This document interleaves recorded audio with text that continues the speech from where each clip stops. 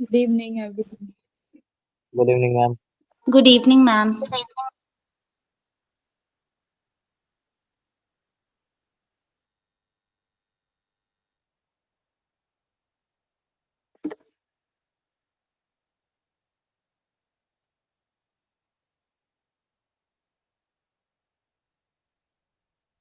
Recording on है ना? Yes, ma'am. Radhe Radhe ma'am. Radhe Radhe.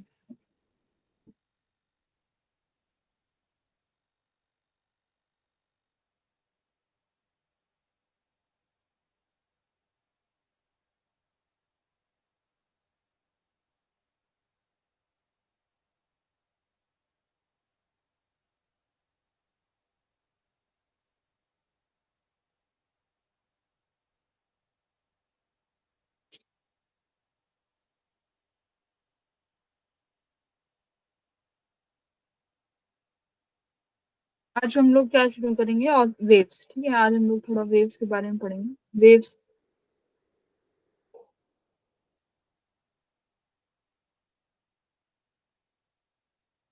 Waves तो इजी है ना, ज्यादा टफ है नहीं वेव्स में। वेव्स क्या होती है भाई? डिस्टरबेंस है। अगर कोई भी डिस्टरबेंस अगर क्रिएट होती है तो वो एक पॉइंट से दूसरे पॉइंट तक कैसे ट्रेवल कर, वो वेव ट्रेवल करती है ना। कोई भी पार्टिकल है वो ट्रेवल नहीं करता है। तो वही क्या है कि कोई भी carrying the disturbance from one place to another, वही डिस्टरबेंस वेव होती है। वेव कौन कितने तरीके की होंगी? यहाँ पर दो तरीके की वेव्स है ना हमारे पास, एक मैकेनिकल वेव्स और दूसरी नॉन मैकेनिकल। तो सिंपल बेसिक है, मैकेनिकल वेव में तो हमारे पास जो है मीडियम का रिक्वायरमेंट होता है जब भी कोई वेव को ट्रेवल करना होता है। नॉन मैकेनिकल में कोई भी मीडियम का रिक्वायरमेंट नहीं होता है। तो नॉन मैकेनिकल वेव हो गई हमारी Good EM evening, wave. ma'am. Good evening. और मैकेनिकल वेव्स में एग्जांपल चला जाएगा तो हमारा ट्रांसवर्स वेव्स और लॉन्गिट्यूडनल वेव्स और sound wave, water water waves है ना। इन सब में मीडियम की आवश्यकता होती है। तो मैकेनिकल वेव्स का एग्जांपल हो गई ये रहा। तो मैकेनिकल वेव्स का एग्जांपल क्या है? Sound wave, water waves, waves on strings, इन सबको मीडियम की जरूरत होती है। तो ये मैकेनिकल वेव का एग्जांपल है। ठीक है, देखो इस तरीके से। अब नॉन मैकेनिकल वेव में कोई मीडियम की आवश्यकता नहीं होती है। Example EM wave, de Broglie waves, ये नॉन मैकेनिकल वेव्स हैं। ट्रांसवर्स वेव दो तरीके की वेव होंगी, एक तो ट्रांसवर्स पढ़ोगे, दूसरा पढ़ोगे लॉन्गिट्यूडनल। ठीक है, तो ट्रांसवर्स क्या होता है भाई? ट्रांसवर्स वेव क्या होगा? देखो ट्रांसवर्स वेव में क्या होता है कि पार्टिकल जो, अगर कोई वेव है वो वेव तो ट्रेवल करेगी किस डायरेक्शन में? पर्टिकुलर एक्स डायरेक्शन में सपोज करो। ठीक है, लेकिन जो पार्टिकल है वो वाइब्रेट करते हैं हमारे परपेंडिकुलरली। तो पार्टिकल का जो ऐसे मोशन रहता है वो परपेंडिकुलरली रहेगा। तो ये पार्टिकल, ये हो गई ट्रांसवर्स वेव। ठीक है, ट्रांसवर्स वेव में particle in the direction perpendicular to the wave motion. तो वेव का मोशन अगर एक्स डायरेक्शन में है तो पार्टिकल का मोशन वाई डायरेक्शन में रहेगा। ये हो गई ट्रांसवर्स वेव। ठीक है, इस तरीके से ये रहा, ये जो मोशन दिख रहा है, ये जो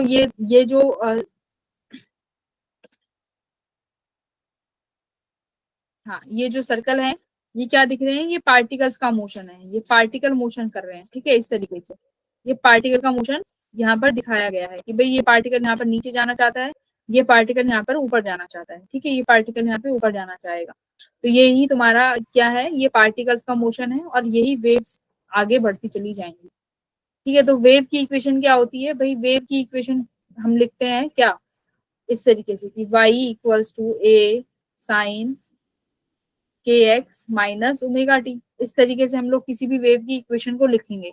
इसमें देखो क्या है, इसमें दो चीज होती है। एक तो ए का मतलब है एम्पलीट्यूड। एम्पलीट्यूड किसका बात करेंगे?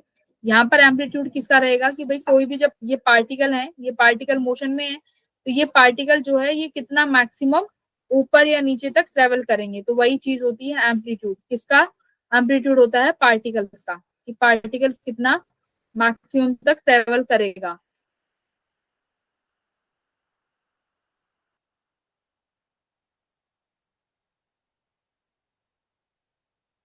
है ना, ये हो गया तुम्हारा particle. A is the amplitude, के क्या रहेगा, वेव नंबर, ओमेगा यानी तुम्हारी angular frequency, T is the time period. मतलब कि मान लो तुम्हारे पास ये कोई इस तरीके की वेव है, ठीक है, मैं तुमसे कह रही हूँ कि मुझे मतलब किसी x1 की दूरी पर t समय पर ये बताओ कि उस पार्टिकल की, मतलब भाई x1 दूरी पर कोई पार्टिकल है, उस पार्टिकल पर t टाइम पे बताओ कि उस पार्टिकल की पोजीशन क्या है। तो उस पार्टिकल की पोजीशन देखो यहाँ हो सकती है, यहाँ हो सकती है, यहाँ भी ये हो सकती है और यहाँ भी हो सकती है। भाई ये पार्टिकल इस तरीके से तो ट्रेवल करेगा, ऊपर नीचे इस तरीके से ट्रेवल करेगा। तो ये तुम्हें क्या देगा, y की वैल्यू। तो y क्या है, y is the displacement of particle. क्या है, पार्टिकल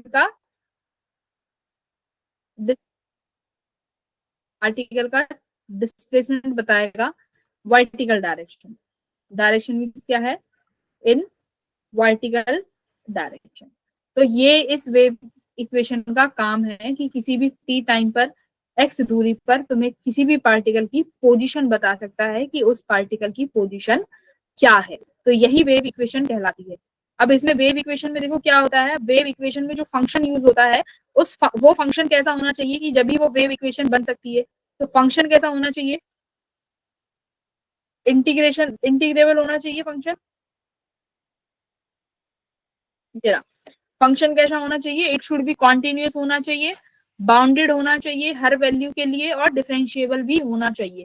तो जो फंक्शन यूज करोगे वेव के लिए, उसके हमारे पास ये तीन प्रॉपर्टी उसमें होनी जरूरी है। ठीक है, तो ये वेव पार्टिकल रहेगा। अच्छा, अब देखो यहाँ पर जो ये साइन यूज हो रहा है, देखो ए साइन के एक्स माइनस ओमेगा टी, और कई बार हम लिखते हैं A sine x plus omega t. इसमें और इसमें दोनों में क्या फर्क है, देखो जब भी वेव अगर नेगेटिव, अगर तुम्हारी वेव प्लस एक्स डायरेक्शन में ट्रेवल करती है, प्लस एक्स एक्सिस में ट्रेवल करेगी, तो के एक्स और ओमेगा टी में से कोई भी एक चीज नेगेटिव होगी। तो उसका डायरेक्शन समझ लो कैसा है, प्लस एक्सिस का डायरेक्शन है।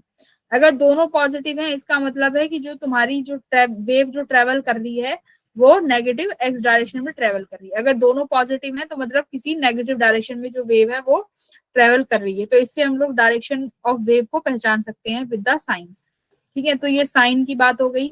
वाई क्या बताता है ये पता चल गया। भाई इस इक्वेशन से हम क्या फाइंड कर सकते हैं, ये सब हम लोग फाइंड कर सकते हैं। तो ट्रांसवर्स वेव एक्चुअली में क्या है, सिर्फ डायरेक्शंस मूव करती हैं। एक्चुअली में कोई भी मीडियम का जो पार्टिकल है वो एक्चुअली में अपने ही पॉइंट पर एसएचएम करता रहेगा। तो कुछ इस तरीके की इक्वेशन है ये, और ये इसमें ये एक्स डायरेक्शन में जा रही है और पॉजिटिव में ये नेगेटिव एक्स डायरेक्शन में। तो ये डायरेक्शंस की बात हो गई। पैरामीटर देखो क्या है ट्रैवलिंग वेव्स का। अब एक चीज देखो कि भाई हमारे ये क्या है, मेरे पास ये वेव है, ये वेव जो है ये ट्रेवल कर रही है। अब ये वेव ट्रेवल कर रही है तो मैंने मान लिया कि जो वेव की जो वेलोसिटी है वो v है। v is the velocity of wave. Suppose करो v is the velocity of wave. ठीक है, v क्या है, वेव की वेलोसिटी है। तो किसी t टाइम में जो वेव है वो कितना डिस्टेंस ट्रेवल करेगी, लैम्डा, उसी को क्या बोला गया है, लैम्डा। तो लैम्डा क्या है, lambda is the distance which is travel by the wave. ये वेव की स्पीड है इन टाइम t। तो इसको lambda equals to v speed of wave t लिखते हैं। और वेव की स्पीड को कैसे डिफाइन कर सकते हैं, v को हम और कैसे लिख सकते हैं, ओमेगा बाय k। तो ये किसकी स्पीड है, ये भी स्पीड ऑफ वेव है।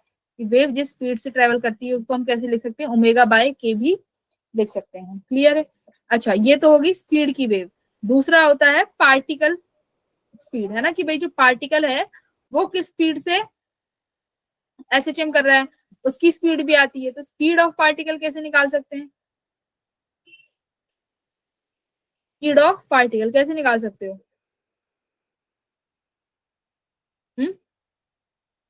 देखो ये रहा। स्पीड ऑफ पार्टिकल को कैसे लिखेंगे, speed of particle must be equals to minus velocity of wave del Y by del X. Del Y by del X क्या है, देखो वही है, del Y by del X तुम्हारी स्पीड का, सॉरी तुम्हारी ग्राफ का स्लोप। मतलब क्या, ये y है भाई, ये x एक्सिस है। ठीक है, अब किसी भी पॉइंट पर तुम स्लोप निकाल सकते हो। मान लो तुम्हारा कोई पार्टिकल इधर की तरफ है, अब यहाँ पर अगर तुम स्लोप निकालोगे तो ये स्लोप कैसा है भाई, नेगेटिव स्लोप है ना। Del Y by del X कैसा आ गया यहाँ पर, वन फर्स्ट पॉइंट पे del Y by del X कैसा है, नेगेटिव, और आगे भी नेगेटिव है। तो पार्टिकल की जो स्पीड की जो वेलोसिटी की जो डायरेक्शन होगी वो कहाँ होगी, पॉजिटिव, यानी ऊपर की तरफ, है ना। अब देखो यहाँ पर, देखो यहाँ पर स्लोप कैसा है, बढ़ता हुआ, पॉजिटिव स्लोप है। तो यहाँ पर जो स्लोप की वैल्यू है यानी del Y by del X, ये कैसा है, ये पॉजिटिव है। तो मतलब यहाँ का जो पार्टिकल है ये कैसे कहाँ पर जाना चाहेगा, नीचे की तरफ। ये जो पार्टिकल है ये कहाँ जाना चाहेंगे, नीचे की तरफ। तो जो अभी हमने ये इक्वेशन देखी थी ना, देखो यहाँ पर जो तुम डायरेक्शंस देख रहे हो, ये किस वजह से है, ये इस वजह से ही है ना। देख लो, जो ये जैसे इंक्रीजिंग स्लोप है तो ये स्लोप ऊपर की तरफ बढ़ता हुआ है, तो स्लोप क्या हो गया, del Y by del X positive हो गया। तो लेकिन पार्टिकल की वेलोसिटी क्या है, माइनस, सॉरी, हाँ, माइनस वेव वेलोसिटी और del Y by del X, यही है फॉर्मूला। तो देखो इसके आगे नेगेटिव लगा हुआ है, मतलब पार्टिकल कहाँ जाएंगे, नीचे की तरफ। तो देखो सारे पार्टिकल जब तक स्लोप तुम्हारा पॉजिटिव है नीचे की तरफ जाना चाहिए। जैसे ही स्लोप रिटार्डिंग मतलब नेगेटिव हो गया तो नेगेटिव नेगेटिव पॉजिटिव हो जाएगा, तो पार्टिकल कहाँ जाना चाहेगा, ऊपर की तरफ। तो इस तरीके से हम लोग डायरेक्शन बता सकते हैं पार्टिकल की किसी भी पॉइंट पे, है ना, अकॉर्डिंग टू द ग्राफ। तो ये ग्राफ भी आना चाहिए, पढ़ना समझना, ठीक है। अब देखो ग्राफ पढ़ लिया, स्पीड की वेलोसिटी पढ़ ली, क्या है, vp equals to minus V of wave del Y by del X. एक ये इक्वेशन होती है हमारे पास वेव की, क्या, del square y by del t square equals to velocity of wave del square y by del x square. तो ये wave की वेलोसिटी है, ये इक्वेशन है। ये ना भी पता हो तो डोंट वरी, बट ये तुम्हें पता होना चाहिए कि हमें पार्टिकल की अगर velocity, vp is particle velocity. Ma'am वो जो vp का डी, मतलब वो डी है क्या कि डेल्टा है? कहाँ पे, मैम वो जो टी स्क्वायर। डेल्टा है ना, delta partial derivative, okay ma'am. Particle velocity. Del का मतलब होता है पार्शियली डेरिवेटिव, किसी भी चीज को पार्शियली डिफरेंशिएट किया है। ओके, अब पूछा है velocity of the transverse wave in a stretch string. मतलब अगर किसी भी स्ट्रिंग में मुझे वेव की वेलोसिटी बतानी है कि उस स्ट्रिंग में वेव की वेलोसिटी कितनी होती है, तो फॉर्मूला क्या होता है हमारे पास, टेंशन अपॉन म्यू, यही फॉर्मूला होता है भाई। किसी भी, देखो ये फॉर्मूला है, ये फॉर्मूला है और है तो याद करना है। क्या फॉर्मूला है, टेंशन अपॉन म्यू। म्यू क्या होता है, मास पर यूनिट, मास पर यूनिट लेंथ, ठीक है। तो म्यू म्यू क्या है, मास पर यूनिट लेंथ का फॉर्मूला है। तो v equals to t by mu upon mass पर यूनिट लेंथ, ये हमारे पास फॉर्मूला हो गया। ये भी देखो जैसे डायरेक्ट फॉर्मूला बेस्ड क्वेश्चन है, फरवरी में आया 2023 में, देख लो। पूछा है the speed of the transverse wave, तो ट्रांसवर्स वेव की स्पीड बतानी है किसी वायर में, तो आंख बंद करके टी बाई म्यू का फॉर्मूला लगा देना। मास भी देखो पर यूनिट लेंथ ही करके दिया हुआ है, तो सीधा कुछ नहीं करना, वैल्यू उठा के रखनी है, ठीक है। ये फॉर्मूला आया, ये आया 2023 में। और एक ये देखो, अच्छा ये तो वही है, ये वाला क्वेश्चन देखो, ये आया नहीं है, ठीक है, पेपर में आया नहीं है, पर तुम्हें फिर भी पता होना चाहिए, और आएगा भी नहीं शायद, क्योंकि इतने टफ लेवल के तो कहाँ ही तुम्हारा जेई पूछ रहा है ना। फिजिक्स की तो धज्जियां उड़ा दी जेई ने, इतना लेवल आसान कर दिया, फिर भी बच्चे डर जाते हैं, पता नहीं क्यों, फिजिक्स से ही क्यों डरते हो। मैम वो फॉर्मूला क्या था? T by mu, T by mu, ठीक है। ये किस चीज का फॉर्मूला है, ये ट्रांसवर्स वेव निकालने का, sorry transverse speed, transverse wave की स्पीड निकालने का फॉर्मूला है किसी भी वायर में या किसी भी स्ट्रिंग में, ये टेंशन, हाँ, अपॉन म्यू। म्यू क्या है, मास पर यूनिट लेंथ। ये वाला क्वेश्चन देखो, ये क्या कह रहा है कि हमने क्या किया है, किसी भी टी टाइम पर, मतलब जब टाइम 0 था, हमने किसी वायर में ना क्या कर दिया, बॉटम में एक पल्स दे दी, ठीक है, एक पल्स जनरेट कर दी। तो भाई एक पल्स जनरेट हो गई। अब ये जो पल्स जनरेट हुई है, मान लो इस वायर की जो लेंथ है वो एल है, तो ये पल्स जो है ये पूरी लेंथ एल को कवर करने में कितना समय लेगी, ये तुम्हें समय निकालना है। तो देखो इसके ना करने के बहुत सारे तरीके हैं इस क्वेश्चन के। या तो मैं तुम्हें किसी डिस्टेंस x पर टेंशन निकलवा दूं कि इस टेंशन t पर, मतलब मास पर यूनिट लेंथ है ना म्यू, तो इसका मतलब ये जो स्ट्रिंग है ये इसका कुछ मास होगा, है ना। तो हर मास, हर पॉइंट पे जो टेंशन की वैल्यू है वो अलग अलग आएगी। सुनो भाई, अगर ये मास लेस स्ट्रिंग होती तो टेंशन सेम रहती, तो हमें ज्यादा टाइम नहीं लगता सॉल्व करने में। ठीक है, हम एक्सेलरेशन फटाक से निकाल लेते, है ना, कि टेंशन लग रही है, एक्सेलरेशन फटाक से आ जाती तो कितने समय में ऊपर चढ़, कितने समय में एल लेंथ कवर कर लेके हम आसानी से निकाल लेते। पर यहाँ मास पर यूनिट लेंथ है, इसका मतलब हर पॉइंट का जो टेंशन है वो डिफरेंट रहने वाला है। तो इस केस में देखो क्या करते हैं, या तो मैं तुम्हें अभी इंटीग्रेशन करके कराऊं तो उसमें लगेगा समय। तो सिंपल सी बात क्या याद रखनी है, ऐसे केसेस में जहां पर जो तुम्हारी स्ट्रिंग है वो उसका मास पर यूनिट लेंथ हो और जो तुम्हारी टेंशन है वो वेरिएबल हो, तो इस केस में एक्सीलरेशन कितना मान लेते हैं, g/2। कितना जी, ये याद रखो ये टर्म, कि जब भी G/2 ऐसे जो तुम्हारी मास पर यूनिट लेंथ से एक्सीलरेशन वेरी कर रही हो तो हम एक्सीलरेशन मान लेते हैं g/2। तो बस अब तुम्हें ये वाला फॉर्मूला लगाना है, s = ut + ½ at स्क्वायर। तो डिस्टेंस मुझे कितनी कवर करानी है भाई, लेंथ कितनी है, l लेंथ है, तो डिस्टेंस l हो गया। इनिशियली कोई भी स्ट्रिंग, इनिशियली कोई भी स्पीड नहीं थी, तो ये क्या हो गया 0। तो हाफ एक्सीलरेशन g/2 t का स्क्वायर। ठीक है, तो यहां से टाइम कितना आ गया देखो, 4l/g का रूट। तो 4 बाहर आ जाएगा यानी 2√l/g। C option is your correct answer. तो बस ये याद रखना है, एक्सीलरेशन कितनी हो जाती है g/2। ये छोटी छोटी चीजें हैं जो याद रखनी है, मतलब याद रखनी है बस। 2 ये तो हाँ g/2 होता है, ये याद रखो। अब देखो इंटेंसिटी, इंटेंसिटी ऑफ वेव। ये इंटेंसिटी हमने कहाँ पर भी पढ़ी है, जब मैंने तुम्हें वेव ऑप्टिक्स पढ़ाई थी वहां पर हमने इंटेंसिटी का जिक्र किया था इसी फॉर्मूले का। इंटेंसिटी क्या होती है भाई, किसी भी क्रॉस सेक्शन एरिया से, किसी भी क्रॉस सेक्शन एरिया से per unit area, per unit time में कितनी एनर्जी पास करके जा रही है। देखो पास करके, ठीक है, टोटल एनर्जी कितनी पास करके जा रही है वही हमारी इंटेंसिटी हो जाती है। तो कैसे लिख सकते हैं इंटेंसिटी को, वही energy passing per unit area in per unit time, यही मेरी क्या हो जाती है इंटेंसिटी। और इसको देखो कैसे लिखते हैं, इंटेंसिटी को डायरेक्टली प्रोपोर्शनल ए स्क्वायर से हमने फॉर्मूले निकाले थे ना वेव ऑप्टिक्स में, I max I minimum amplitude से, याद करो।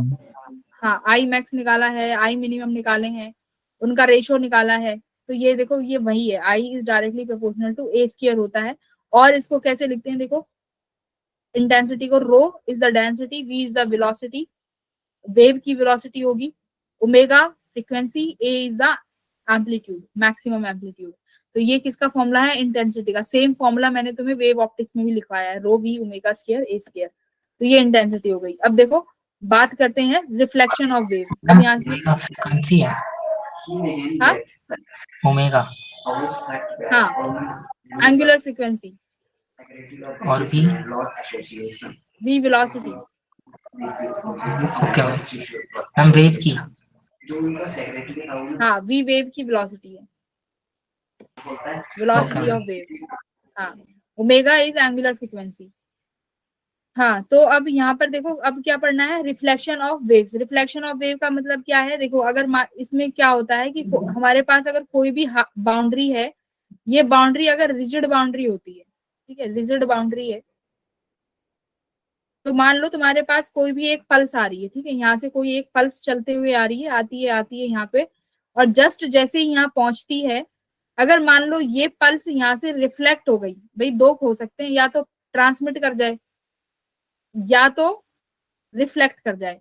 अगर मान लो ये वेव यहाँ से रिफ्लेक्ट करती है, तो ये जब रिफ्लेक्ट करेगी तो यहाँ से पाई का फेस चेंज हो जाएगा।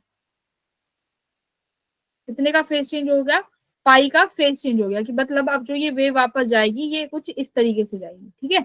अब वापस ये पाई का फेस चेंज होके जाएगी। अच्छा, अगर फेस चेंज पाई का हुआ है तो पाथ डिफरेंस कितना हो जाएगा भाई, मैंने तुम्हें पाथ डिफरेंस और फेस डिफरेंस में एक रिलेशन लिखवाया था वेव्स में, उस रिलेशन को जरा मुझे याद दिलाओ क्या है, बताओ। पाई = 2 पाई/4 लैम्डा इंटू डेल एक्स। मैंने कहा था ये फॉर्मूला मत भूलना, चाहे कुछ भी हो जाए। तो पाथ डिफरेंस किसके बराबर होता है? 2 pi by lambda into path difference. मैंने क्या बोला था? अगर पाथ में डिफरेंस रहेगा तो फेस डिफरेंस अपने आप जनरेट हो जाएगा, है ना। अगर पाथ में डिफरेंस है तो फेस डिफरेंस ऑटोमेटिकली जनरेट हो जाता है। तो देखो फाई क्या है? Face change. तो अगर मान लो मेरे पास फाई का फेस चेंज हो गया है, तो पाथ में कितना डिफरेंस आया होगा? तो पाथ में देखो कितना डिफरेंस क्रिएट हो गया, लैम्डा बाय 2 का। ठीक है, तो मतलब जब भी रिजिड बाउंड्री से रिफ्लेक्शन होगी, ध्यान रहे सिर्फ और सिर्फ रिफ्लेक्शन की बात कर रही हूँ। जब जब रिफ्लेक्शन होगी रिजिड बाउंड्री से तो फेस चेंज हो जाएगा पाई का, और पाथ चेंज हो जाएगा लैम्डा बाय 2 का। तो ये है तुम्हारा पाथ चेंज, ठीक है, या फिर पाथ डिफरेंस। ओके, अगर मान लो रिजिड बाउंड्री से टकराने के बाद, अगर ये मेरी को रिजिड बाउंड्री पड़ी हुई है यहाँ पे, ठीक है, ऐसे, और यहाँ से मेरी एक पल्स आ रही है, ये आती है और इससे टकराती है। अभी टकरा के वापस नहीं जाती है, ठीक है, ये पास करके चली जाती है।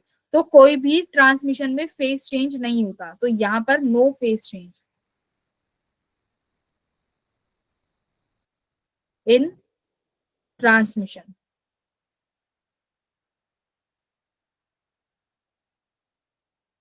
ठीक है, जब ट्रांसमिशन होगा तो कोई भी फेस चेंज नहीं होगा, क्लियर। बट रिफ्लेक्शन में फेस चेंज हो जाएगा।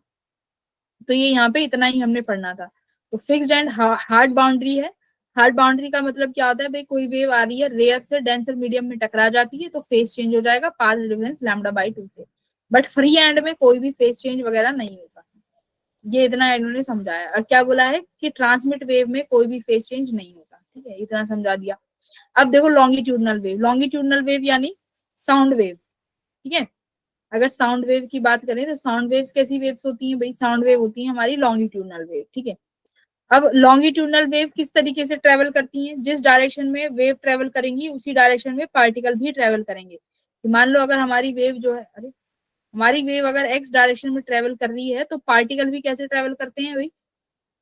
इसी के अराउंड ही अपना एसएचएम करेंगे, यानी एक्स एक्सिस के अलोंग ही, इसीलिए इसको लॉन्गिट्यूडनल वेव बोला जाता है। अब लॉन्गिट्यूडनल वेव में देखो क्या होता है, प्रेशर का डिफरेंस भी क्रिएट होता है। जैसे कि जब ये पार्टिकल्स आगे जाएंगे, देखो कुछ पार्टिकल्स ये आगे चले गए, ठीक है, ये पार्टिकल्स आगे चले गए, और यहाँ वाले जो पार्टिकल्स हैं ये पीछे आए होंगे यहाँ पर। तो यहाँ पर क्या हुआ है, क्या बन गया यहाँ पे? कंप्रेशन हो गया। कंप्रेशन बोले तो यहाँ पर जो प्रेशर है वो क्या हो गया, बढ़ चुका है। यहाँ पर देखो पार्टिकल्स क्लोज क्लोज है यहाँ पे, तो पार्टिकल क्लोज क्लोज मतलब प्रेशर बढ़ गया। यहाँ पर पार्टिकल क्लोज क्लोज, यहाँ पर प्रेशर बढ़ गया, मतलब ये क्या है, यहाँ पर कंप्रेशन क्रिएट हो गया।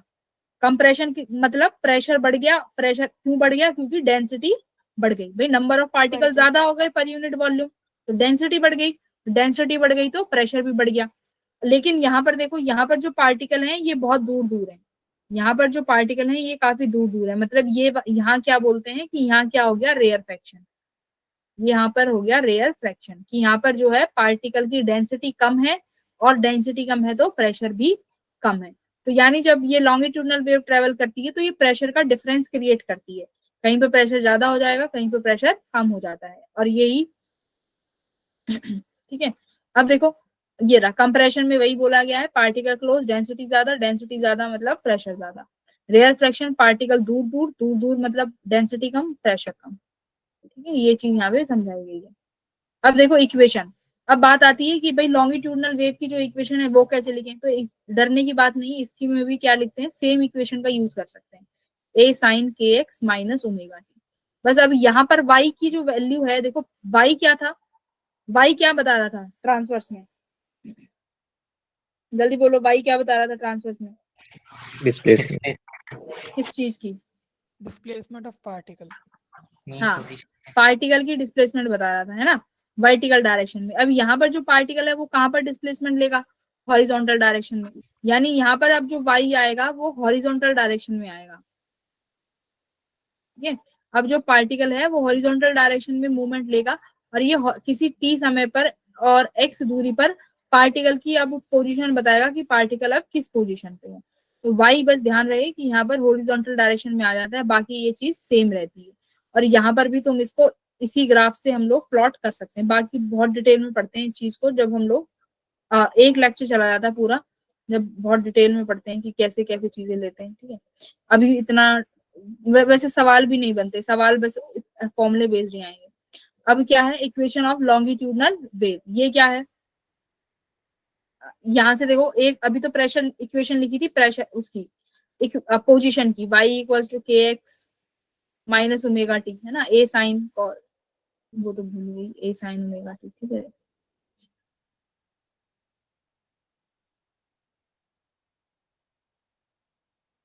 ठीक है। अब देखो प्रेशर में भी चेंज आ रहे हैं, है ना, प्रेशर में भी चेंज आ रहा है, तो प्रेशर की भी इक्वेशन लिखते हैं।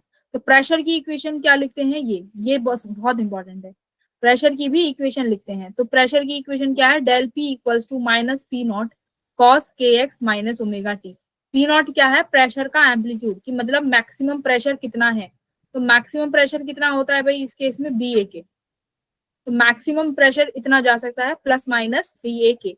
बी ए के क्या है, B is the bulk modulus, A is the amplitude, K is the wave number.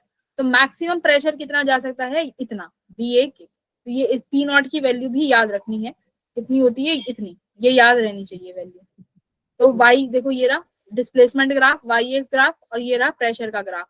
तो प्रेशर को भी इसी ग्राफ से हम लोग शो कर सकते हैं, और ये मैक्सिमम और मिनिमम प्रेशर कितना है, प्लस बी ए के और ये माइनस बी ए के, ये याद रहनी चाहिए पी नॉट की वैल्यू। अब इंटेंसिटी का फॉर्मूला हमने एक फॉर्मूला पढ़ा था, सिर्फ इतना इतना कि half rho we omega square A square.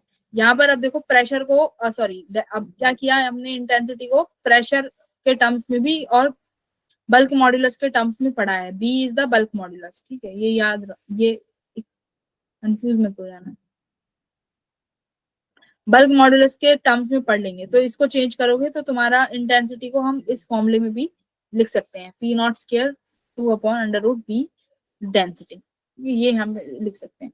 Speed of sound वही है कि सबसे ज्यादा कहाँ रहेगी, तो सबसे ज्यादा सिंपल सी बात है सॉलिड में रहती है, फिर सबसे कम जो रहती है वो गैस में रहेगी। ठीक है, अब देखो यहाँ से हम बात करते हैं स्पीड कैसे निकाली जाती है। फॉर्मूला देखो जो क्वेश्चन आते हैं ना वो यहाँ से आएंगे, ठीक है, और आगे जो फंडामेंटल नोट्स पढ़ाऊंगी ऑर्गन पाइप्स वगैरह वहां से क्वेश्चन आते हैं, और तो कहीं से एक वो टी बाय म्यू वाला था वहां से क्वेश्चन आते हैं। हाँ बोलो, क्वेश्चन जहां से आते हैं मैं वो बता देती हूँ कि क्वेश्चन सबसे ज्यादा कहाँ से आते हैं। देखो क्वेश्चन आने के लिए क्या है, एक फॉर्मूले, कौन से फॉर्मूले से सवाल आ सकता है, सिंपल सी बात है, ये एक जो ये के एक्स माइनस ओमेगा टी वाली इक्वेशन थी वहां से कंपैरिजन करके आ सकता है कि ओमेगा क्या होगा, फेज चेंज कितना होगा, फेज डिफरेंस क्या होगा, एक तो वहां से क्वेश्चन बन सकता है।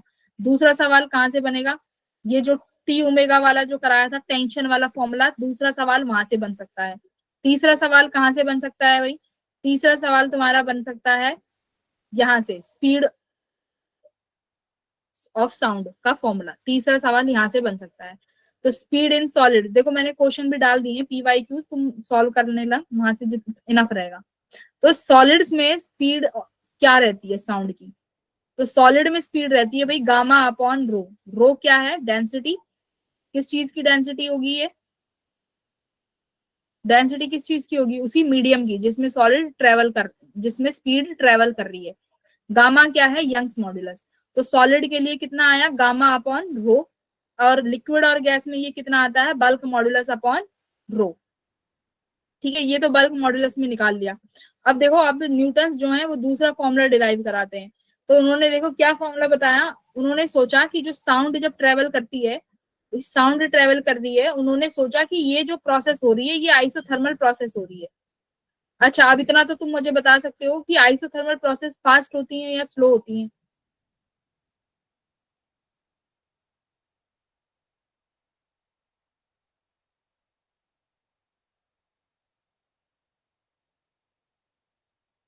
हाँ दो प्रोसेस हैं, एक आइसोथर्मल एक एडियाबैटिक, कौन सी फास्ट है, विच प्रोसेस इज फास्ट, एडिया या आइसोथर्मल। देखो एडियाबैटिक प्रोसेस फास्ट प्रोसेस होती है, फास्ट, ठीक है। आइसोथर्मल प्रोसेस जो होती है ये स्लो प्रोसेस होती है, मैंने कितनी बार बताया है, आइसोथर्मल प्रोसेस जो है ये स्लो प्रोसेस है, ये स्लो है। अच्छा आप एक बात बताओ, अगर मैं अब यहाँ से कुछ बोल रही हूँ तो तुम्हें तुम्हें इंस्टेंटली सुनाई दे रहा है ना, है ना। अगर मैं Yes. बोल रही हूँ यहाँ से तो तुम्हें इंस्टेंटली सुनाई दे रहा है, तो सिंपल सी बात है, साउंड वेव भी कौन सी प्रोसेस फॉलो कर रही होगी, एडियाबैटिक प्रोसेस। पर न्यूटन्स ने क्या सोचा कि जो आइडिया जो साउंड वेव जब ट्रेवल होती है तो ये आइसोथर्मल प्रोसेस से चलती है, तो जबकि आइसोथर्मल प्रोसेस तो बहुत स्लो प्रोसेसेस होती हैं। पर इन्होंने सोचा होगा कुछ, ठीक है, तो इन्होंने सॉल्व किया। तो अभी हमने देखा कि V का फॉर्मूला क्या था भाई, V का फॉर्मूला था, अगर गैस और लिक्विड में बात करें तो बल्क मॉडुलस अपॉन डेंसिटी। ये फॉर्मूला गलत नहीं है, बिल्कुल सही फॉर्मूला है। इस फॉर्मूले को आगे और कैसे लिख सकते हैं वो थी बात। तो इन्होंने बोला कि एडियाबैटिक प्रोसेस है, तो सॉरी, इन्होंने सोचा कि आइसोथर्मल प्रोसेस है, तो आइसोथर्मल प्रोसेस क्या होता है, पीवी इक्वल्स टू कांस्टेंट, ठीक है, पीवी इक्वल्स टू कांस्टेंट। देखो एक क्वेश्चन ये भी बन सकता है कि किस प्रोसेस में तुम्हारा जो प्रेशर है वो बल्क मॉडुलस के बराबर होता है ना, लिखो किस प्रोसेस में बल्क प्रेशर जो है बल्क मॉडुलस के बराबर है। अब प्रोसेस दे देंगे चार, आइसोथर्मल, एडियाबैटिक, आइसोकोरिक और आइसोबैरिक। तो कौन सी प्रोसेस है भाई जिसमें प्रेशर V के बराबर रहेगा, तो आइसोथर्मल। कैसे, देख PV इक्वल्स टू कांस्टेंट, तो मैं इसको डिफरेंशिएट करती हूँ, PdV प्लस VdP, ठीक है, इक्वल्स टू कांस्टेंट। कांस्टेंट का डिफरेंशिएशन 0 हो गया है, ठीक है। तो अब इसको बल्क मॉडुलस कैसे लिखते हैं, change in pressure upon del V by V, Yes, है ना, ma'am. नेगेटिव का साइन भी लगा लो। अब देखो इसको तुम ऐसे लिख सकते हो, कैसे, अब देख PdV equals to minus VdP हो गया, ठीक है। तो प्रेशर इक्वल्स टू, यहाँ पे क्या लिख दिया, DP, और ये क्या आ जाएगा यहाँ पे, DVV, है ना, ये ऐसे आया। इसको अरेंज कर लें तो प्रेशर क्या आ जाएगा, minus DP upon del V, इस V को नीचे भाई, ये V इसके इनटू में, मैं इसको और नीचे ले आती हूँ, DV अपॉन ऐसे। तो ये क्या बन गया, ये बल्क मॉडुलस बन गया ना, इक्वल्स टू बल्क मॉडुलस। तो देख प्रेशर किसके बराबर आ गया, बल्क मॉडुलस के, है ना। तो किस प्रोसेस में आया है, ये आइसोथर्मल प्रोसेस में।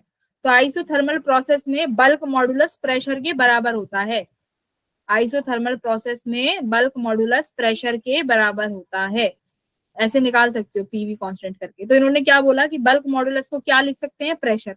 तो इन्होंने जब बल्क मॉडुलस को प्रेशर लिख दिया और डेंसिटी तो एज इट इज लिखी, तो अब इन्होंने जब सॉल्व किया ना, तो वेलोसिटी की जो वैल्यू आनी चाहिए, वेलोसिटी ऑफ साउंड की जो वैल्यू आनी चाहिए एयर में, देखो अब इन्होंने यहाँ पे सॉल्व किया, फॉर्मूला क्या आया, velocity of air, sorry I am sorry, velocity of sound in air, कितना आना चाहिए भाई, क्या फॉर्मूला लिखा, बल्क मॉडुलस अपॉन डेंसिटी, और इस बल्क मॉडुलस को हमने प्रूव कर दिया कि ये प्रेशर के बराबर होता है अपॉन डेंसिटी। अब देखो जब हमने नॉर्मल टेम्परेचर प्रेशर लिखा तो प्रेशर की वैल्यू कितनी थी भाई, 10⁵, और जो डेंसिटी थी एयर की वो लिखी। तो इसको सॉल्व करके ना वैल्यू जो आई वो 279 आई। अब इसको सॉल्व करके 279 मीटर पर सेकंड मिला, जो कि गलत आंसर है। एक्चुअली में जो वैल्यू होती है साउंड की कितनी होती है, 336 मीटर पर सेकंड। तो यानी कुछ तो गड़बड़ थी, वो गड़बड़ अब क्या है, वो गड़बड़ यही है कि जो ये प्रोसेस फॉलो करती है ये आइसोथर्मल नहीं, ये एडियाबैटिक है। इसका मतलब अब क्वेश्चन दोबारा से चेंज होता है कि अब बताओ कि एडियाबैटिक प्रोसेस में जो तुम्हारा बल्क मॉडुलस है वो किसके बराबर होता है, बताओ एडियाबैटिक में किसके बराबर हो जाएगा, गामा ऐड हो जाएगा बस, गामा टाइम्स ऑफ पी, है ना। तो बल्क मॉडुलस में देख, एडियाबैटिक प्रोसेस में बल्क मॉडुलस किसके बराबर होता है, गामा टाइम्स ऑफ पी। और आइसोथर्मल में भी लिख देती हूँ, आइसोथर्मल प्रोसेस में bulk modulus equals to pressure. तो अब यहाँ पे सिर्फ बल्क मॉडुलस को गामा टाइम्स ऑफ पी लिख दो अपॉन डेंसिटी। अब इक्वेशन में सॉल्व करोगे तो ये हमारे एक्सपेरिमेंटल से मैच हो जाते हैं। तो फॉर्मूले मिल गए, सॉलिड के लिए क्या फॉर्मूला था, यंग्स मॉडुलस अपॉन डेंसिटी, और लिक्विड एंड गैस के लिए फॉर्मूला था बल्क मॉडुलस अपॉन डेंसिटी, और इस बल्क मॉडुलस को चेंज कर सकते हो गामा पी से। तो ये फॉर्मूला आ गया। अब देखो गामा पी, अब इस गामा पी को भी चेंज कर दो, बल्क क्या फॉर्मूला आया भाई वेलोसिटी का, गामा पी अपॉन डेंसिटी। तो बस अब पी को क्या लिख दें, P को क्या लिख सकते हैं हम, RT nRT Yes, कौन ma'am. V rho density. अच्छा इतना लिख दिया। N को क्या लिख सकते हैं भाई, mass, gamma as it is, N को क्या लिख दिया, mass upon molar mass, RT upon density into volume. Volume तो एज इट इज है, तो मास अपॉन वॉल्यूम क्या हो गया, डेंसिटी। तो डेंसिटी से ये डेंसिटी कैंसिल हो गई, और तो कितना आंसर आ गया, gamma RT upon M naught, है ना। ये तुम्हारा gamma RT by M naught answer आ गया। तो इस और क्या लिख सकते हो, ये भी लिख सकते हो वेलोसिटी ऑफ साउंड को, velocity of sound is equal to gamma RT by M not. तो ये 3-4 फॉर्मूले हैं, यहाँ से सवाल तो आते हैं वेलोसिटी के। ठीक है, एक एक फंक्शंस वाले क्वेश्चन आते हैं कि इसमें से कौन सा जो है हम लोग इसका फंक्शंस मान सकते हैं ट्रांसवर्स वेव का, कौन सा फंक्शन नहीं मान सकते। तो जो 4 कंडीशन है वो, ठीक है, वो एक उसके लिए एक बार क्वेश्चन सॉल्व करने पड़ेंगे। अब देखो लाउडनेस, लाउडनेस हमेशा किससे रिलेट करती है, इंटेंसिटी से। लाउडनेस को इंटेंसिटी से रिलेट किया जाता है। फॉर्मूला क्या है देखो लाउडनेस का, SI unit is decibel, 10 log I by I not, ये फॉर्मूला याद रखो, 10 log I by I not. ठीक है, लाउडनेस का ये फॉर्मूला है, where I not is 10 to the power -12। क्या है I नॉट, किसके बराबर है, मिनिमम ऑडिबल रेंज। ठीक है, I नॉट क्या है, minimum Audible range. Pitch, pitch को किससे रिलेट किया जाता है, फ्रीक्वेंसी से। किससे, पिच को रिलेट किया जाता है फ्रीक्वेंसी से। तो जितनी ज्यादा फ्रीक्वेंसी ज्यादा होगी उतनी ही पिच ज्यादा, तो higher is the frequency higher is the pitch. तो जितनी ज्यादा हाई फ्रीक्वेंसी उतनी ज्यादा हाई पिच, जितनी लो फ्रीक्वेंसी उतनी लो। ठीक है, देखो ये वाला क्वेश्चन है, ये करो जरा, find the ratio of speed of sound in O2 and helium at the same temperature.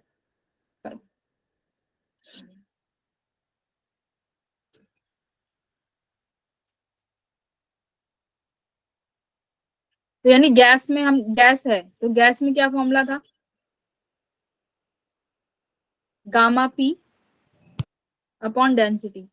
पर देखो डेंसिटी और ये सब हमें मालूम नहीं, दूसरा formula RT by gamma RT by M not, वो वाला फॉर्मूला यूज हम यहाँ पे कर सकते हैं। देखो gamma RT by M not, तो दोनों का रेशियो निकाल सकते हो भाई, गामा निकालना आता ही है तुम्हें। ठीक है, एम नॉट भी तुम्हें पता है, O2 का कितना है, O2 का एम नॉट बताओ। 32. Very good. हीलियम का 4. Very good. तो एम नॉट भी पता है, सेम टेम्परेचर है, रेशो में कैंसिल हो जाएंगे। तो यानी अगर मैं बात करूं तो gamma of oxygen upon gamma of helium, और मास अपोजिट हो जाएंगे, यानी mass of helium upon mass of oxygen. ये तुम्हारा क्या आ जाएगा, ratio of oxygen upon ratio of helium की वेलोसिटी, है ना।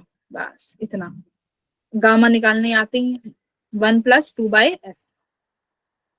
गामा क्या है, 1+2/f। तो ऑक्सीजन के लिए F5, हीलियम के लिए 3। बस हो गया। तो ये क्वेश्चन ऐसे सॉल्व हो जाएंगे आसान आसान से। ये वाला देखो, find the speed of the sound in a mixture of 1 mole of this and 1 mole of this. करो इसको, मिक्सचर निकालना सिखाया था ना, मिक्सचर में गामा कैसे निकालते हैं। देखो अभी भी फॉर्मूला तो वही लगेगा, gamma RT by M not. ठीक है,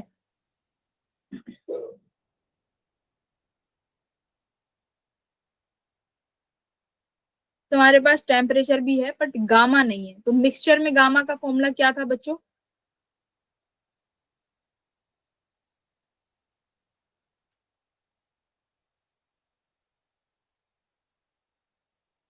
मिक्सचर के लिए गामा का फॉर्मूला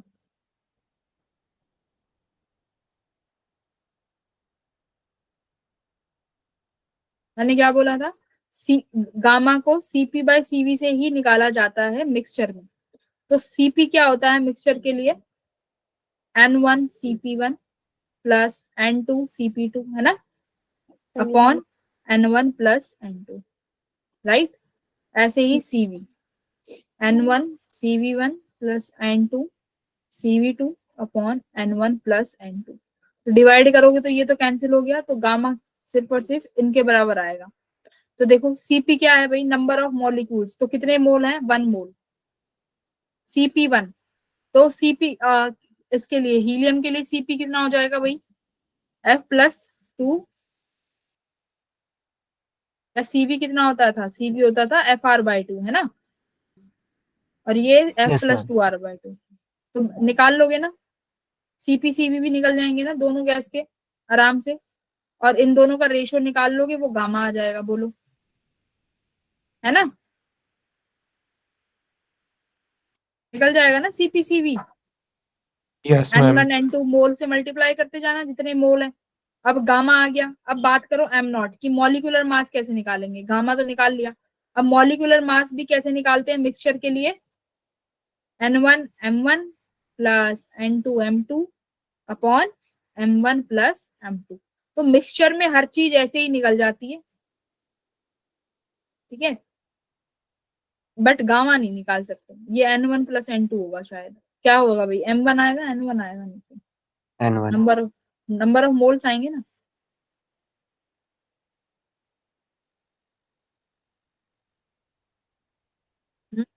चेक कर लेते हैं, देखिए एक सेकंड में देखते हैं, मुझे डाउट आ रहा है, होना तो वैसे नंबर ही चाहिए,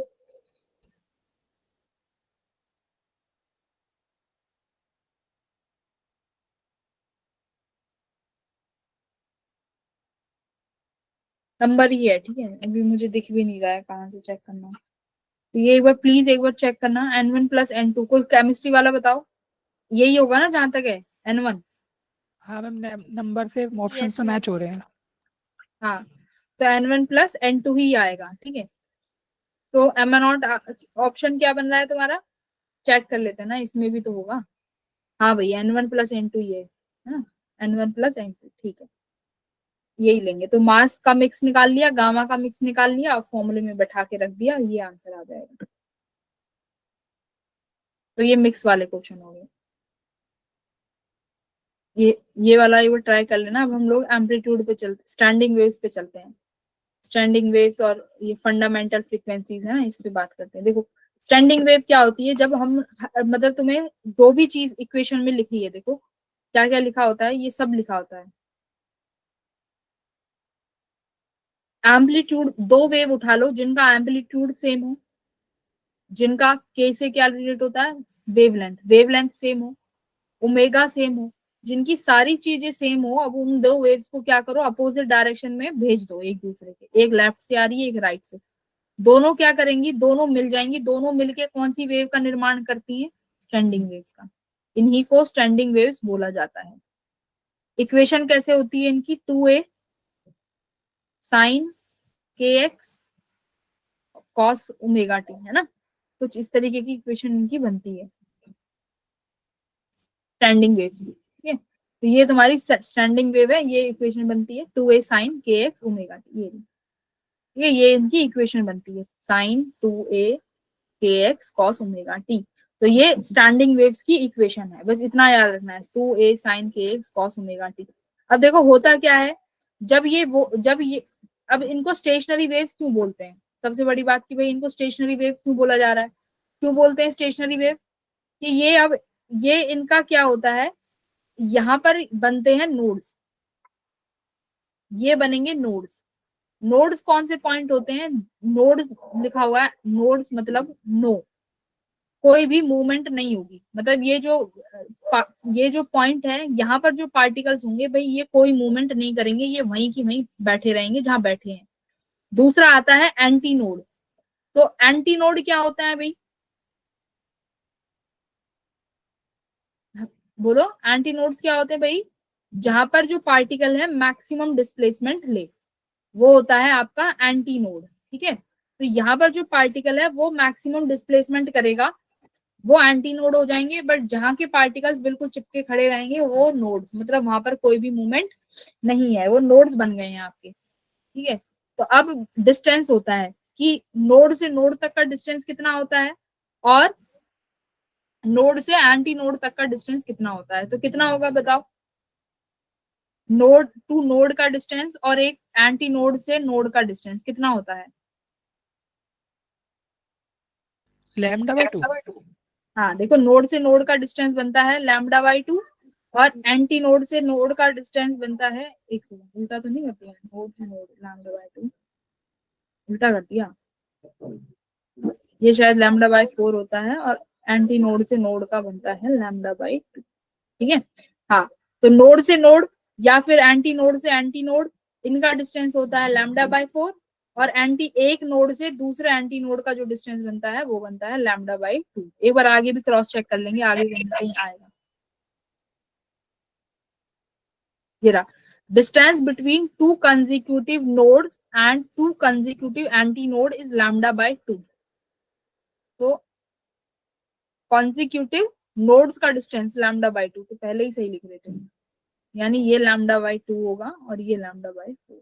ठीक है, ये छोटी छोटी चीजें यार भूल जाते हैं, इन्हें याद रखना। ठीक है, तुम नहीं भूल सकते, तुम्हें नहीं भूलना है।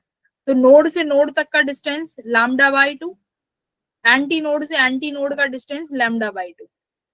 ठीक है, मतलब सेम सेम है तो डिस्टेंस आधा हो गया। ठीक है, अगर अलग अलग है तो उसका भी डिस्टेंस आधा हो जाएगा, विच इज लैम्डा बाई 4।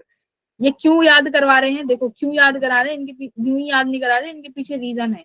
अब देखो मैं क्या बनवा रही हूँ, formation of standing waves in the string. एक स्ट्रिंग में अब स्टैंडिंग वेव्स क्रिएट करेंगे जो कि दोनों एंड से क्या है, फिक्स है। देखो मैंने क्या करा, ये दोनों एंड से फिक्स चीज उठा ली। ठीक है, अब सुनो मेरी बात ध्यान से।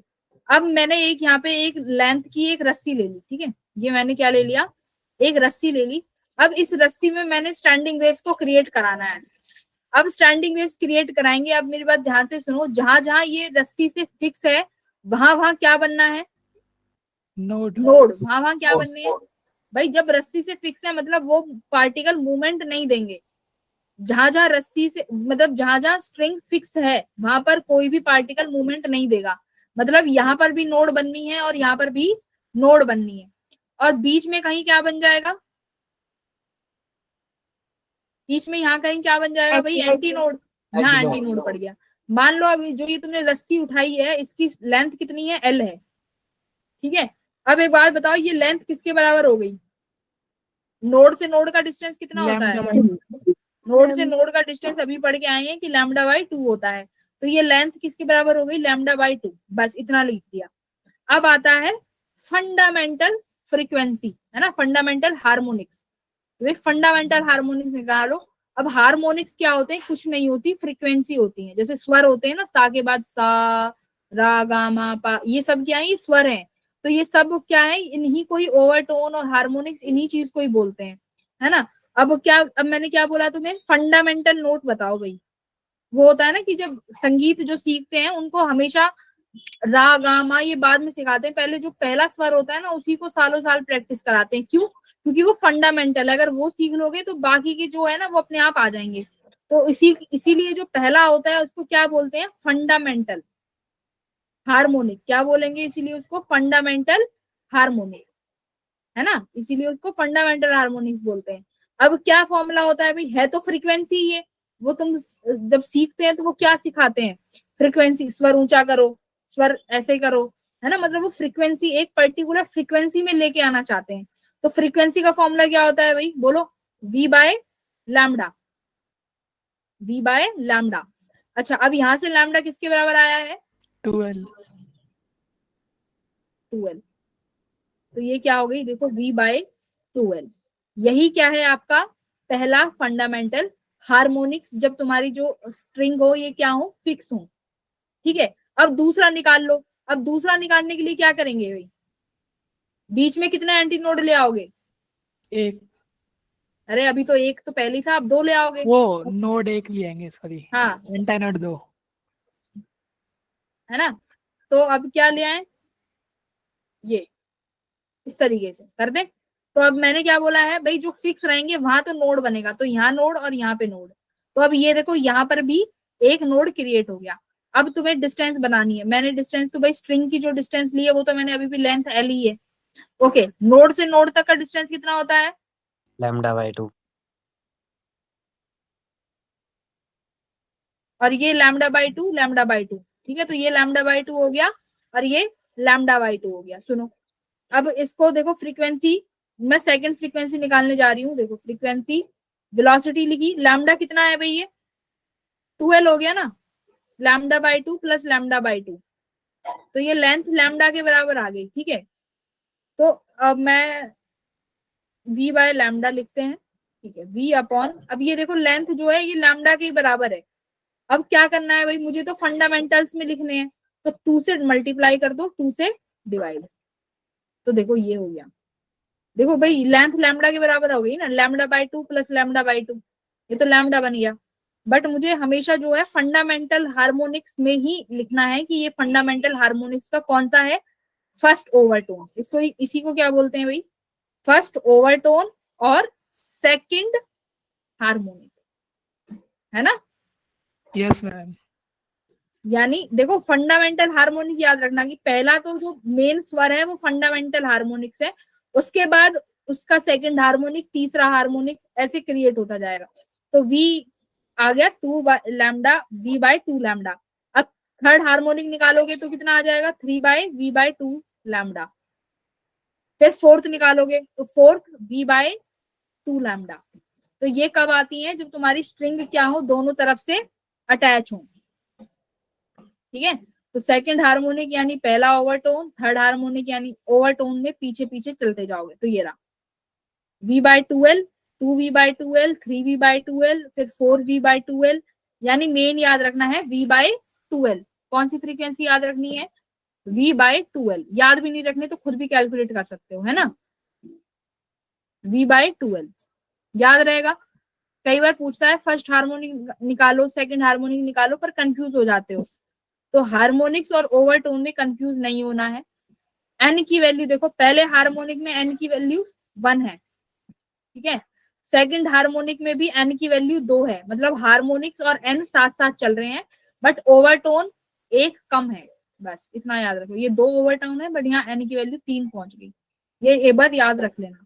ओके, इसके बाद क्या, जनरल एक्सप्रेशन ये है जो गिवन है, ये जनरल एक्सप्रेशन है। ठीक है, तो एन V बाय 2l ये जनरल फ्रीक्वेंसी का है तुम्हारा। तो जितना भी तुम्हें हार्मोनिक्स निकालना हो, एन की वैल्यू रखते जाना, उतना ही हार्मोनिक आ जाएगा। ओके, अब एक एंड से फ्री छोड़ दी, अभी तक तो दोनों एंड को पकड़ के रखा था। अब अगर मैं एक एंड को फ्री छोड़ देते हैं तो सिंपल सी बात है, जो एंड फ्री होगा वहां क्या बनेगा, anti node. Yes ma'am. Yes, भाई ma'am. जो एंड फ्री है वो एंटी नोड, और यहाँ पे नोड, और एंटी नोड से नोड का डिस्टेंस कितना होता है, लैम्डा बाय 4। 4। तो फ्रीक्वेंसी का फॉर्मूला होता है V बाय लैम्डा, और लेंथ कितनी है भाई, ये V अब ये जो लेंथ है मैम ये ये L है ना, लैम्डा बाय 4 के L। बराबर है। तो लैम्डा कितना आ गया, 4l। ठीक है, तो V बाय 4l ये कैसी हार्मोनिक है, first harmonic and the fundamental frequency, ये फंडामेंटल फ्रीक्वेंसी है और पहला हार्मोनिक। ठीक है, अब दूसरा हार्मोनिक निकालेंगे तब क्या करेंगे भाई, अब दूसरा हार्मोनिक आता ही नहीं है। क्यों नहीं आता, देखो ये तो दूसरा हार्मोनिक क्यों नहीं आएगा, मेरी बात ध्यान से सुनो, यहाँ पर नोड, ये भी नोड, यहाँ कहीं एंटी नोड बन गया, एंटी नोड। अच्छा, ये दूरी कितनी हो गई, लैम्डा बाय 2। तो फ्रीक्वेंसी का फॉर्मूला अभी तुमने V बाय लैम्डा लिखा है, ठीक है, V लिखा, डिस्टेंस कितना है ये, लैम्डा बाई 2। भाई नोड से नोड तक की जो डिस्टेंस है वो लैम्डा बाई 2 है, तो जो लेंथ है वो लैम्डा बाई 2 के बराबर है। ठीक है, तो लैम्डा क्या हो गया, 2l। 12. ओके, अब हमारा जो फंडामेंटल था भाई वो क्या था, V बाय 4l। तो फंडामेंटल्स के टर्म्स में लिखते हैं। ठीक है, अब इसको किससे मल्टीप्लाई करें कि ये 4 बन जाए, 2 से डिवाइड मल्टीप्लाई, नहीं नहीं नहीं नहीं नहीं, तो क्या हो गया, कुछ तो गड़बड़ कर दी हुई। ये तो ठीक है, V by 4l ma'am lambda by 4 को भी लेंगे। भाई नोड से नोड तक की डिस्टेंस कितनी होती है, नोड से नोड तो लैम्डा बाई 2 ही होता है। Yes, ma'am. तो ये लैम्डा बाई 2 लिखा हमने, तो लेंथ क्या हो गई हमारी 2l। ठीक है, 2l लिख दिया, तो V बाय 2l। मैम ये आगे लैम्डा बाय 4 भी ऐड होगा ना। 3 लैम्डा बाय 4 हो जाएगा।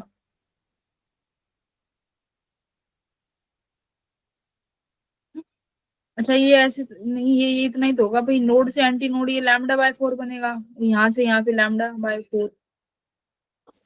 अब आगे का भी तो शायद पाइप में है, लाइक ओपन ऑर्गन पाइप है ना ये। हाँ आगे राइट राइट, वाली आगे भी तो है, आगे नहीं देखा, बिल्कुल सही। हाँ ये आगे भी तो है भाई, एक और यहाँ पर भी तो है, ठीक है, ये वाली भी तो है, तो इसको भी तो ऐड करोगे तो ये कितना बन जाएगा, 3 लैम्डा बाय 4 ही बनेगा, है ना। तो ये जो वेलोसिटी आएगी वो बनेगी 3 टाइम्स v बाय 4l।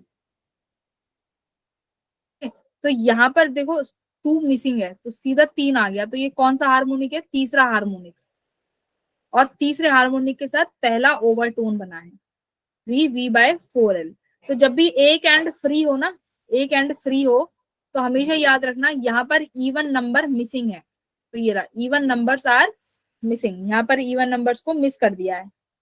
तो देखो पहला हार्मोनिक क्या था, v/4l, फिर आएगा सीधा तीसरा v/4l, फिर आएगा फिफ्थ v/4l, फिर आएगा सीधा सेवंथ v/4l। तो तुम्हें फंडामेंटल याद रखने हैं, और ये भी कि जब फ्री एंड हो तो इसमें जो इवन नंबर है वो मिसिंग है, ठीक है। जैसे ये यहाँ पर देखो, ये था, ये हमारा लैम्डा 4 बना था, λ/2, और यहाँ पर ये बन जाएगा λ/4, तो इनको ऐड कर दोगे तो ये 3 λ/4 बन गया, ठीक है, इस तरीके से। तो ऐसे ही यहाँ पर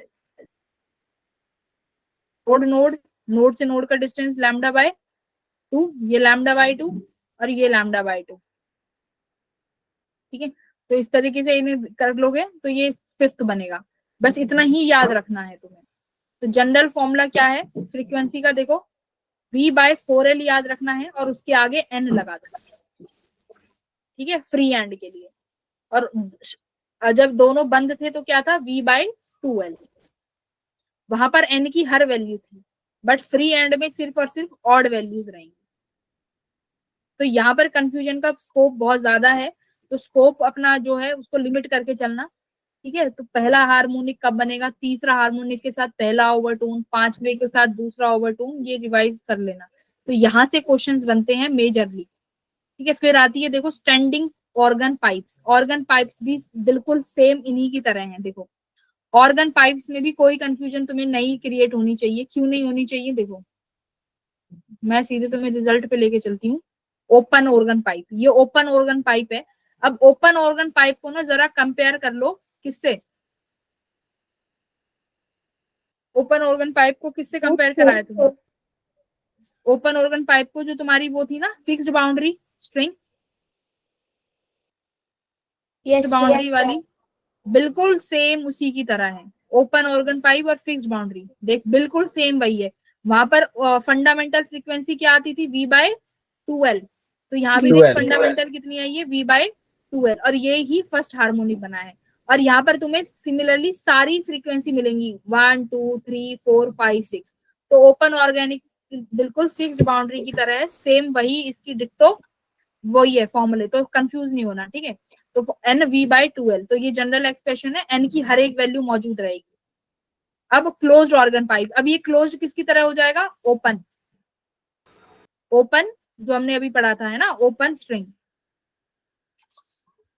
ओपन स्ट्रिंग में स्टैंडिंग वेव्स क्रिएट करी थी ना, तो ओपन स्ट्रिंग किसकी तरह है, क्लोज्ड ऑर्गन पाइप की तरह, बस इतना याद रख लो।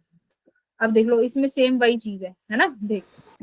तो इसकी फंडामेंटल फ्रीक्वेंसीज पे लेके चलूंगी सीधे, देखो तो वहां पर फंडामेंटल फ्रीक्वेंसी भी 4/3l थी, v/4l, तो यहाँ भी वही है, ठीक है, v/4l। और यहाँ पे 1 3 5 यही क्लियर, यही चलेंगी, इवन नंबर मिसिंग है, ये देखो इवन नंबर मिसिंग है। तो इसीलिए जब चैप्टर एक साथ पढ़ते हैं ना तो चीजें ज्यादा समझ में आती हैं, तो एक दूसरे का अपोजिट है। तो कोई भी एक चीज याद रख लो, कौन सी वाली याद रखोगे वो तुम्हारे ऊपर है, वो एक दूसरे का वाइस वर्सा है। तो यहाँ पे तुम्हारा चैप्टर खत्म होता है। ये क्वेश्चन है, देखो, एक open organ pipe is immersed in water to half its the ratio of the fundamental frequency and after immersion in water क्या हो जाएगा फ्रीक्वेंसी का। तो ये मैं तुम्हें सेंड कर दूंगी पीपीटीज, इसमें जो भी 2 4 सवाल है ना इनको लगा लेना, ठीक है। देखो डॉपलर इफेक्ट नहीं पढ़ना है, ठीक है, डॉपलर इफेक्ट मत पढ़ना, सिलेबस से गायब हो चुका है। अब स्टैंडिंग वेव्स के बाद बीट आता है। बीट क्या होता है भाई, जब अगर वेव्स को कैसे ऐसी वेव्स को सुपर इम्पोज कराओ जिनमें फ्रीक्वेंसी का डिफरेंस हो। देखो स्टैंडिंग वेव में सब चीज कॉमन ली थी, वेवलेंथ, एम्पलीट्यूड और फ्रीक्वेंसी। बीट्स के लिए क्या कॉमन, बीट्स के लिए बस फ्रीक्वेंसी को अलग कर दो, मतलब दो ऐसी वेव उठा लो जिनमें फ्रीक्वेंसी का डिफरेंस हो, और उन्हीं फ्रीक्वेंसी के डिफरेंस को क्या बोल देते हैं, बीट। ठीक है, वही फ्रीक्वेंसी का डिफरेंस बीट क्रिएट कर देता है, बस यही बीट है। बीट का तो सिर्फ और सिर्फ डेफिनेशन है। ठीक है, तो असाइनमेंट भी अपलोड है, वो देख लेना, इस पीपीटी के क्वेश्चंस भी। यस बोलो। मैम कुछ टाइप के क्वेश्चंस होते हैं जिनमें हमें कुछ कंडीशंस दी जाती हैं और कहा जाता है कि बताओ ये ऑस्किलेशन होंगे, मतलब ऑस्किलेटरी मोशन है या नहीं, तो उन टाइप के क्वेश्चंस को कैसे करना है? क्वेश्चन भेज दो भाई एक बार, कैसा क्वेश्चन है, कंडीशन कैसे दे देती है, कंडीशन कैसे है रोहित? मैम जैसे कि हमने एक ट्री की ब्रांच है, वो से हमने नीचे की तरफ धकेला, तो अब वो ऊपर नीचे ऑस्किलेट कर रही है, तो बताओ ऑस्किलेटरी मोशन है या नहीं? देखो कंडीशन क्या थी भाई ऑसिलेटरी मोशन की, कि वो किसी एक मीन पोजीशन के अबाउट अगर मोशन करेगा तो वो ऑसिलेटरी मोशन रहेगा। ठीक है, कि एक मीन पोजीशन के अबाउट, और बस एसएचएम, बट एसएचएम के लिए कंडीशन आ जाती है कि एक्सीलरेशन जो है वो मीन पोजीशन के टुवार्ड होनी चाहिए। ऑसिलेटरी मोशन तो बिल्कुल है, अगर पेड़ की टहनी अगर भाई ऊपर नीचे हो रही है, टू फ्रो मोशन है, तो बिल्कुल ऑसिलेटरी है ना। अगर एसएचएम की कहेगा तो एसएचएम में भाई बहुत शंका है कि एसएचएम होगा कि नहीं। मैम एसएचएम चेक करने के लिए तो वो मीन पोजीशन की तरफ आनी चाहिए। नहीं, एसएचएम चेक करने के लिए जो फोर्स है ना, जो एक्सीलरेशन लगता है, रीस्टोरिंग फोर्स जो लगता है, वो लगना जरूरी है एसएचएम के लिए। ठीक है, यानी फोर्स और एक्सीलरेशन जो है वो डायरेक्टली प्रोपोर्शनल होना चाहिए डिस्प्लेसमेंट के, वो एसएचएम की कंडीशन है। अगर ट्री अगर टू फ्रो मोशन कर रहा है ऊपर नीचे तो ऑसिलेशन है वो। ठीक है, पर एसएचएम नहीं है। क्लियर?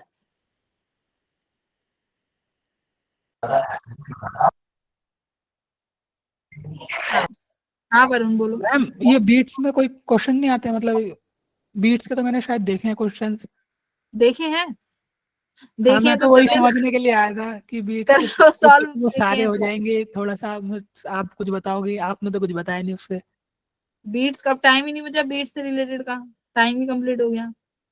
अच्छा, मतलब है ना उस टॉपिक में बहुत सारे सवाल, जैसे आपने बोला नहीं है, खाली डेफिनेशन है। बीट से तो बहुत कम क्वेश्चन बन पाते हैं, अगर हैं तो एक बार मुझे भी भेज देना, मैं देख लूंगी, है ना, बीट्स के क्वेश्चन वरुण, अगर बनते हैं तो।